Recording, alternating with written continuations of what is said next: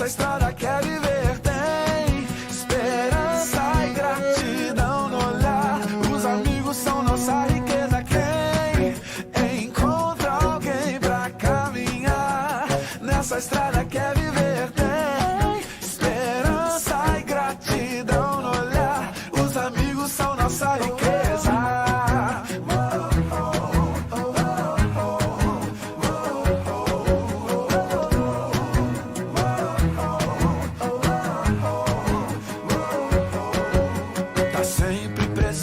A gente nas horas difíceis não pode faltar. É voz que incentiva, anima, coloca pra cima e nos faz levantar. E a gente fala das coisas da vida, é papo que não quer parar. Falamos de lutas, de sonhos, histórias vividas e do que virá. Quem encontra alguém pra caminhar, nessa estrada quer viver, tem esperança e gratidão no olhar. Os amigos são nossa riqueza. Quem encontra alguém pra caminhar, nessa estrada quer viver, tem esperança e gratidão no olhar. Os amigos são nossa riqueza. Todo tempo amo amigo e na angústia nasce o irmão. Em todo tempo amo amigo e na angústia nasce o irmão.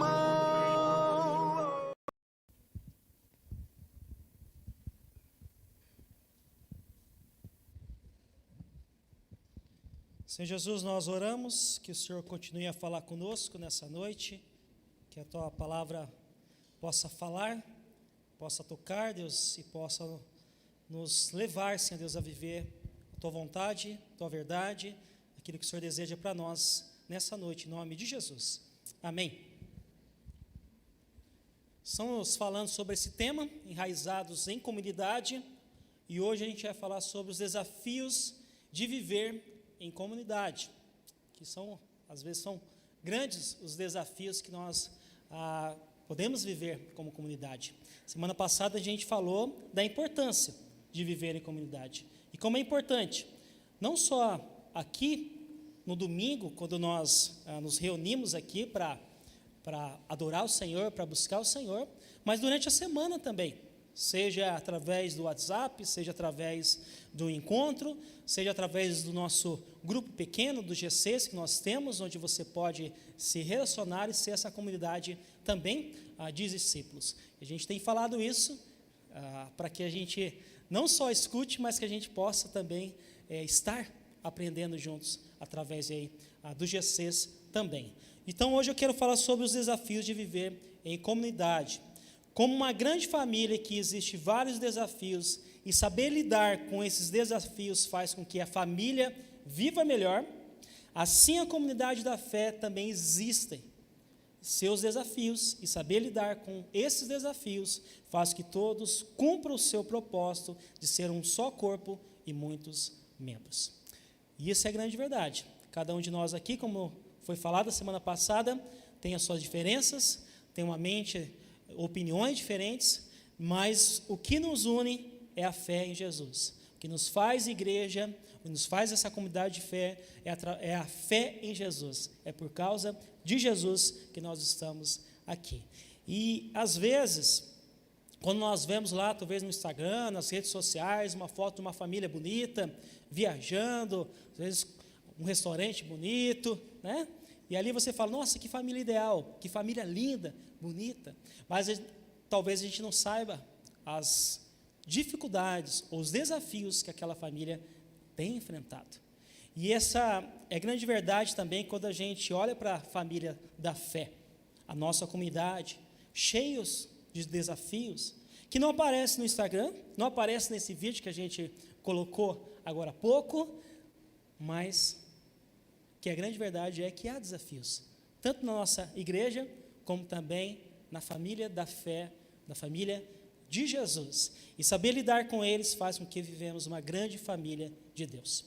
Quero ler um texto com vocês, de 1 Pedro 3, do 8 ao 12. vai aparecer aqui no telão para vocês, está acompanhando aí. 1 Pedro 3, 8 a 12 diz assim: quanto ao mais, tenham todos o mesmo modo de pensar, sejam compassivos, ame-se fraternalmente, sejam misericordiosos e humildes, não retribuam o mal com mal, nem insulto com insulto, pelo contrário, bendigam, pois para isso vocês foram chamados, para receber bênção por herança.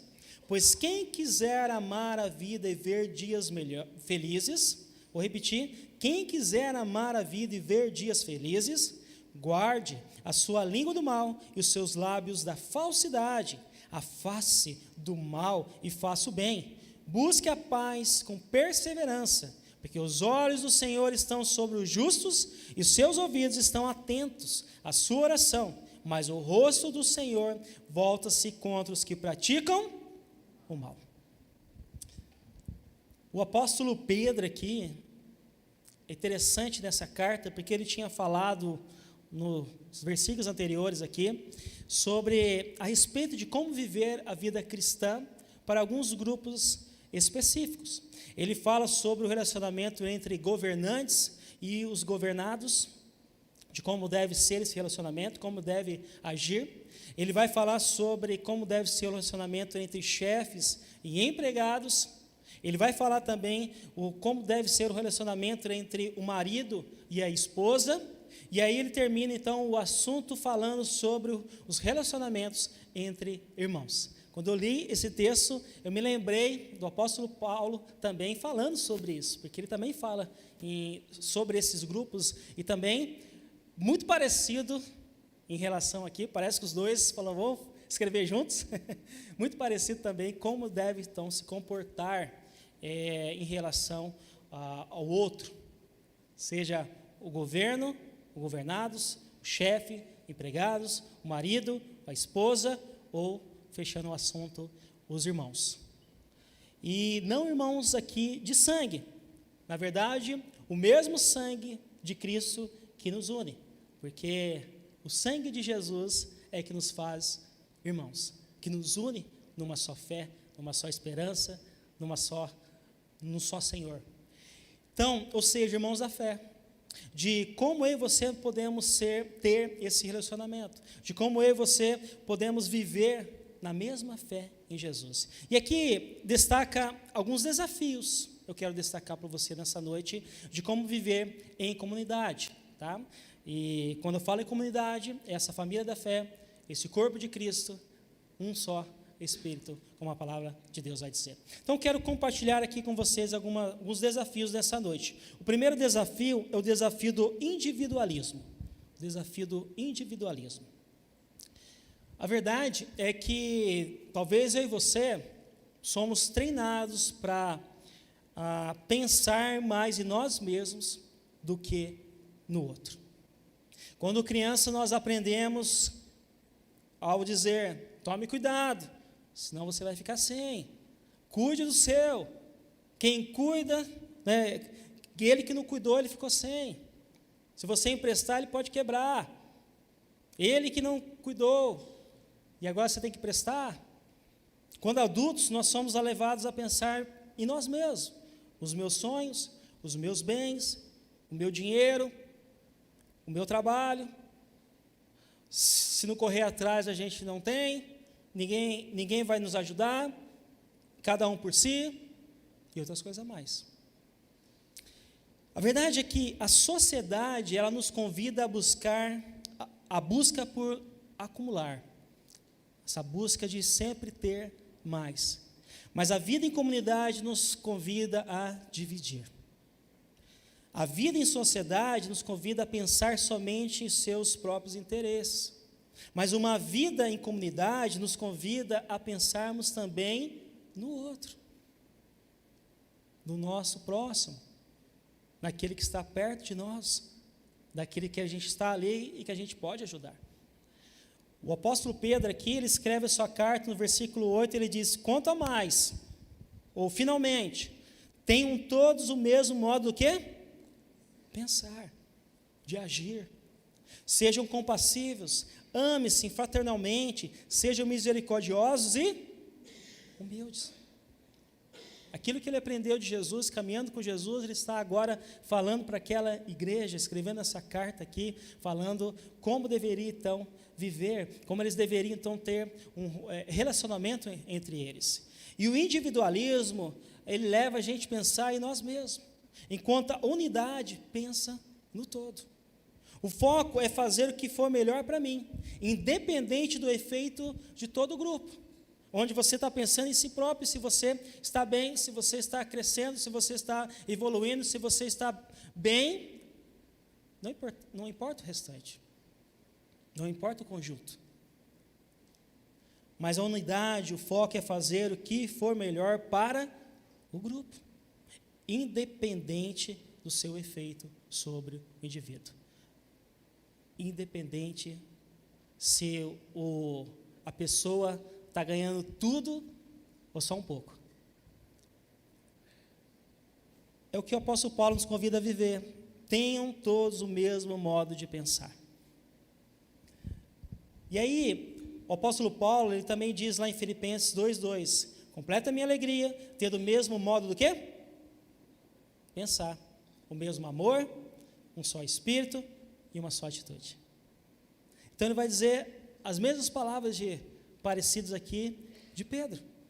Tem o mesmo modo de pensar. Isso nos leva à unidade.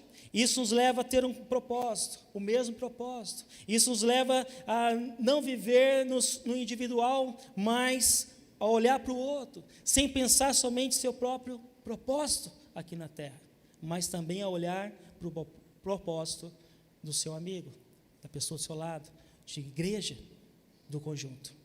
O individualismo leva à competição, mas a unidade nos aproxima, tendo em vista o mesmo propósito.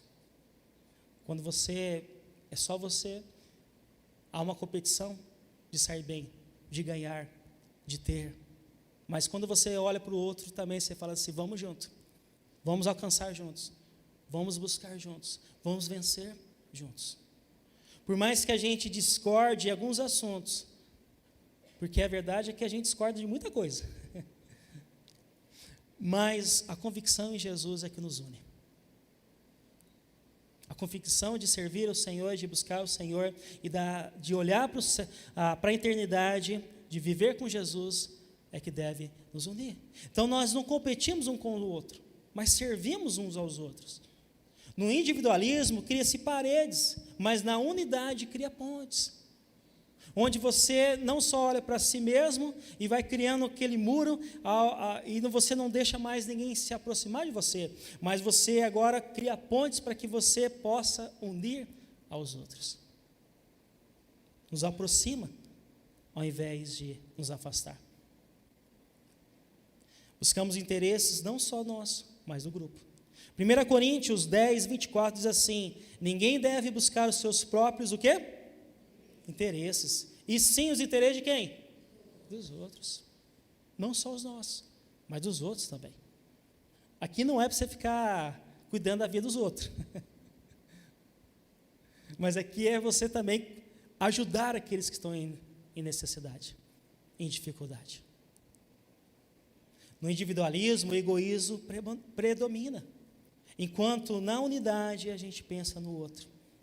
Isso gera laços, amizades, porque teremos mais afinidade, conexão com o outro, e não só por ter o mesmo Senhor, a mesma fé, o mesmo foco, a mesma decisão por Jesus, mas também porque a gente está compartilhando sofrimento, as perseguições, as angústias, os sonhos, a mesma visão da eternidade. É por isso que é um grande desafio como igreja de Jesus, como comunidade da fé, o individualismo, porque ele acaba olhando para si mesmo, para dentro, e não para fora, não para o outro. Olhar só para nós e não para o outro. Agora, como que a gente pode vencer esses desafios? E aí eu gostaria de dar alguns passos aqui de como a gente vence o individualismo. Primeiro, vença o individualismo com compassividade. Vença o individualismo com compassividade. O apóstolo Pedro, ele vai dizer assim, seja o quê? compassivos. Compassivos. Compassivos quer dizer, nessa versão aqui nessa palavra, simpáticos. Simpáticos descreve uma pessoa que é amável, uma pessoa que é dócil, uma pessoa que é gentil, uma pessoa amigável com outras pessoas. Compassivos quer dizer também ver o outro com os olhos do outro, não com o seu próprio olho, mas com o dele. É sentir a pele, é estar na pele, sentir a dor do outro, ver as emoções e os sentimentos no lugar do outro, sentir a dor do outro como fosse a sua. É chorar com os que choram e se alegrar com os que se alegram. E eu sei como é difícil a gente chorar com os que choram quando a gente está alegre, quando a gente está feliz. Porque talvez a gente queira que todo mundo fique feliz. E aí você chorar, você estar ali sentindo a dor do outro que está sofrendo, muitas vezes é difícil. Mas também é difícil se alegrar quando a gente está passando por um momento difícil. Quando o outro está alegre e feliz e você também se alegrar porque o outro está feliz. Porque a verdade é que a gente também deseja estar feliz, mas a situação não está favorável. Então aqui eu vejo que a gente precisa utilizar os olhos da fé. É ver o que nós não estamos sentindo.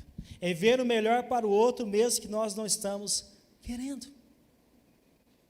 É falar assim, eu vou se alegrar mesmo estando ruim. Porque o outro está alegre, eu também se alegro. Porque o outro está feliz, eu vou também estar feliz. É sentir a dor do outro, mesmo que você esteja feliz e você não está sofrendo. Mas você fala, também eu estou sofrendo com você. Segundo, vença o individualismo com o amor fraterno. Amor filéu. Amor de brothers. Amor que defende um ao outro, que se coloca no fogo pelo irmão. 1 Pedro 3,8 diz assim, ame-se o quê? Fraternalmente. Fraternalmente. É o amor de irmãos que vive discutindo, mas também não consegue viver com o outro. Já teve irmãos assim? Sua mãe e seu pai falam, vive brigando, mas não consegue ficar longe do outro.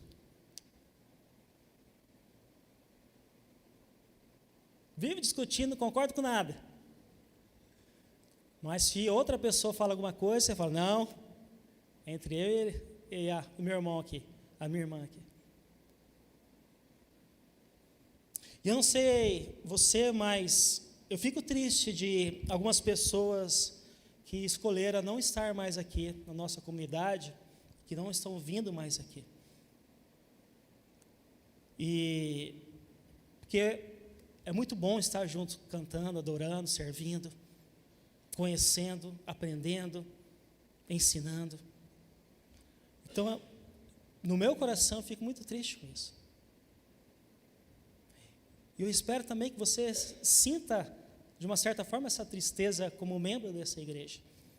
De olhar e falar assim, cadê o irmão que não está aqui? O que está acontecendo? Porque a gente acaba não deixando de se importar, mas também não pode tomar a decisão pelo outro. A gente torce, ora, para que a pessoa possa encontrar a vontade de Deus na vida dela. Para que ela possa falar assim, eu quero mais de Deus. Porque isso é você querer para o seu irmão o melhor. É você olhar e falar assim, eu quero que essa pessoa encontre 100% de Deus, seja cheia de Deus, busque a Deus de todo o coração. Porque, como eu disse, não há uma competição. Somos todos da mesma fé em Jesus. E é por isso que a gente precisa viver essa fé de irmãos. Terceiro, vença o individualismo com um coração terno, um coração com misericórdia, não dar aquilo que o outro merecia, mas ser o quê? Misericordioso. É isso que Pedro diz, seja o quê? misericordiosos. E aqui então entra você perdoar. Aqui entra então você ter compaixão. Aqui entra você, entra a empatia aqui. Você sabe que a pessoa merece sofrer pelos erros que ela cometeu. Mas o amor de irmão faz você ajudar aquela pessoa novamente. Porque você olha para a pessoa, ela está errada, ela está no pecado, você vai lá e fala para ela, você fala para ela, vamos andar junto, vamos caminhar junto, mas aí a pessoa fala, não quero saber. Ela vira as costas, não liga para você, ignora você, mas daqui a pouco ela fala, o erro que eu fiz, a burrada que eu fiz, me ajude. E aí você faz o quê? Vamos novamente. Vamos junto. Porque isso é ser irmão na fé. Vai falar, vamos de novo. É isso que Jesus faz conosco. Toda vez que a gente se arrepende dos nossos pecados e volta para Ele, o que Ele faz? Ele nos perdoa. E Ele fala, vamos junto novamente. Vamos caminhar junto. Vamos aprender de mim. E isso é maravilhoso. E por fim, vença o individualismo com humildade. Humildade vem de humus, de pó. É entender que todos nós somos pó. Pedro diz, humildes. Mesmo pensamento de humildade. Ninguém é melhor do que ninguém no reino de Deus.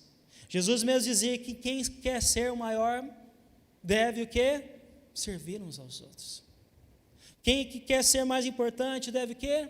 Servir uns aos outros. Foi assim que Jesus fez. Serviu com a sua própria vida ao se entregar por mim e por você naquela cruz. Como a palavra de Deus diz, Ele se esvaziou por nós mesmos, tomou o lugar de servo e se entregou por mim e por você naquela cruz. Foi humilde, se tornando como eu e como você. E é isso que Ele espera de mim e de você. Não um coração arrogante, um coração orgulhoso, mas um coração humilde para ajudar, para dar suporte uns aos outros, para buscarmos Deus juntos, num só espírito, num só propósito. Mas há um segundo desafio, que é o desafio do divisionismo. Usei essa palavra aqui para combinar com individualista, de individualismo. Não estou falando da pintura, nesse caso aqui, mas da causa da divisão aqui. O divisionismo faz com que não haja uma unidade na igreja, ou que, na verdade, que não haja uma unidade na igreja, mas que ela se divida. O divisionismo faz haver divergência ou dissensões, onde não existe consenso, onde não existe acordo, mas não existe união, mas somente o quê? Desarmonia. E é muito complicado quando há essa desarmonia, quando os pensamentos não agem, não bate, melhor dizendo. Quando a gente não busca a mesma fé em Jesus. Quando o propósito é Jesus e a gente desfoca disso, para nós mesmos, para os nossos próximos propósitos. Porque é um querendo uma coisa e o outro outra. São discussões que não levam a lugar algum. Somente amarga, o distanciamento. E infelizmente vemos muitos dentro da igreja, pessoas saindo porque ficou chateado com alguém, que alguém nem sabe que se a pessoa está chateada com ela, mas ela fala assim, eu não vou mais para aquela igreja, eu não vou mais nessa comunidade, porque a pessoa fez isso, fez aquilo, e aí você fala, mas a pessoa sabe disso? Acho que não. Então, existem divisões por não compreender o outro, por não ser humilde para aceitar a opinião do outro, pela falta de perdão, e é isso que Pedro vai dizer, como nós lemos, ele diz assim, não retribua o mal com mal, nem insulto com insulto. Pelo contrário, bendigam. Pois para isso vocês foram chamados, para receber o quê? Bênção por herança. Pois quem quiser amar a vida e ver dias felizes, guarde a sua língua do mal e os seus lábios da falsidade. Afaste-se do mal e faça o bem. Busque a paz com perseverança. Infelizmente, as divisões acontecem por falta de perdão. Por não perdoar, por não pedir perdão, porque a gente é orgulhoso, porque a gente não aceita ou porque a gente não pede.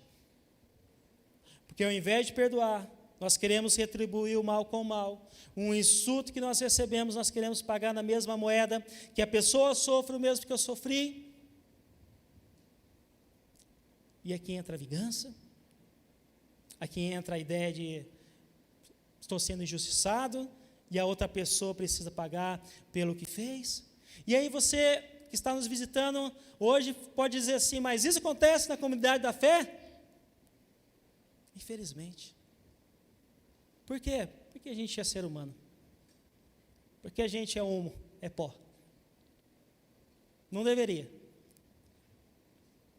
Temos que aprender com Jesus. Mas é verdade. Somos obras, estamos ainda sendo formadas e transformadas por Jesus. E aí então, o apóstolo Paulo vai dizer lá em Romanos 12, 17, ele diz assim, não retribua ninguém mal por mal. Procure fazer o que é correto aos olhos de quem? De todos. Aqui não é só um, não é só outro, mas é de todos. E a gente deseja fazer isso? Não. Não queremos. Mas é o que Jesus nos ensinou em Lucas 6:32, dizendo que mérito vocês terão se amarem aos que os amam. Até os pecadores amam aos que os amam. Que mérito a gente tem de amar aquela pessoa que nos ama, de aceitar aquela pessoa que nos aceita. Isso é normal, é fácil. Mas Jesus está dizendo aqui algo melhor, algo maior. Ele está dizendo assim, então você vai amar aqueles que não te amam, aquele que não te aceita, aquele que vive brigando com você, aquele que vive discutindo com você.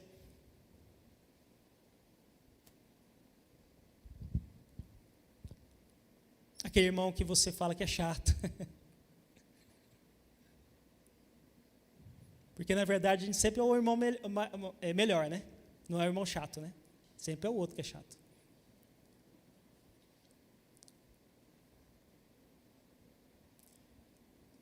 Uma outra coisa, porque as divisões acontecem por causa das coisas ditas ou não ditas.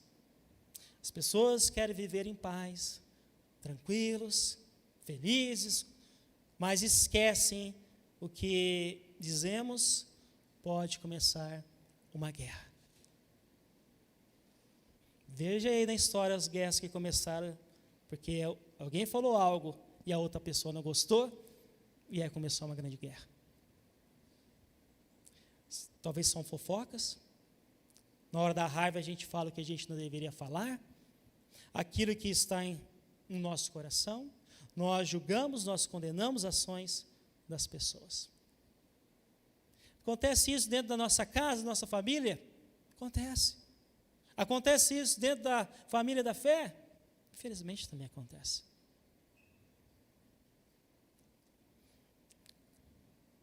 Tiago 3,6 diz assim, assim também a língua é um fogo, é um mundo de iniquidade, colocada entre os membros do nosso corpo, contamina a pessoa por inteiro, incendeia todo o curso de sua vida, sendo ela mesma incendiada pelo inferno. As divisões acontecem porque fazemos guerra e não paz. Queremos ver o circo pegar fogo. E a gente vê isso muito em rede social. Alguém vai lá, coloca uma ideia, coloca uma opinião, e aí alguns estão comentando, nossa, legal, gostei. Aí tem isso é meia dúzia, mas aí tem um monte de comentário dizendo, não gostei, está errado, tal, não deveria, e aí vai. Talvez são pessoas que querem que o circo pegue fogo, querem ver mesmo as brigas, querem ver o que vai acontecer. infelizmente, as divisões acabam fazendo com que a comunidade não busque a verdadeira sentido, o mesmo propósito, que é Jesus, que é viver por Jesus. Acabamos olhando para as diferenças e não querendo mais ser uma comunidade de pessoas que estão aprendendo, que são falhas, mas que estão crescendo e querendo viver com Jesus. Como a gente vence esse desafio, para a gente terminar? Então, vença o divisionismo com perdão. O perdão acaba com a divisão. Enquanto a mágoa, o ódio só aumenta, o perdão acaba com a divisão. 1 Pedro 3,9 diz assim: não retribua o mal com o mal, nem o insulto com o insulto. Pelo contrário, bendigam, pois para isso vocês foram chamados, para receber bênção por herança. Então, ao invés de você retribuir o mal com o mal, retribua o mal com o bem. É fácil? Não é. Mas é isso que a palavra de Deus está nos ensinando. Eu e você, nós somos chamados a perdoar, a liberar perdão. Por mais que seja difícil para mim e para você. Seja aqui na nossa igreja, seja onde você trabalha, seja na sua casa. Eu e você, nós somos chamados para perdoar. Jesus ensinou sobre isso quando ele fala na oração do Pai Nosso, em Mateus 6,12, ele diz: perdoa as nossas dívidas, assim como perdoamos os nossos devedores. Eu sei que a gente não quer perdoar, ainda mais se essa pessoa nos magoou muito. A gente quer ser juiz.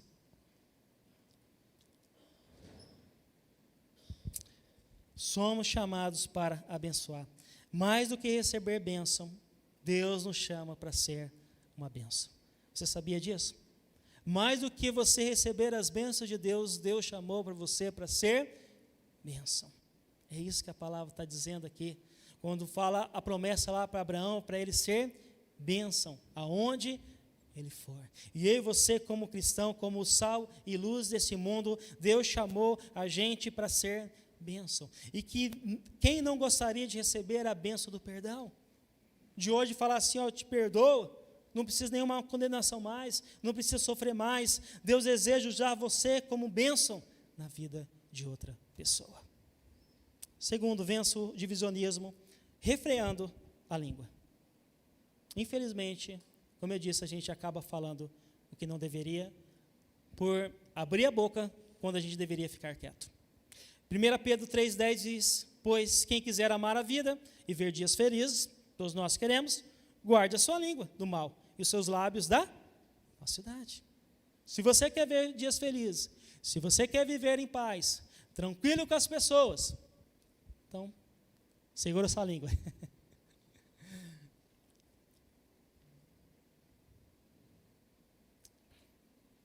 E aqui se a gente não tem nada para dizer, a melhor coisa que a gente faz é ficar quieto.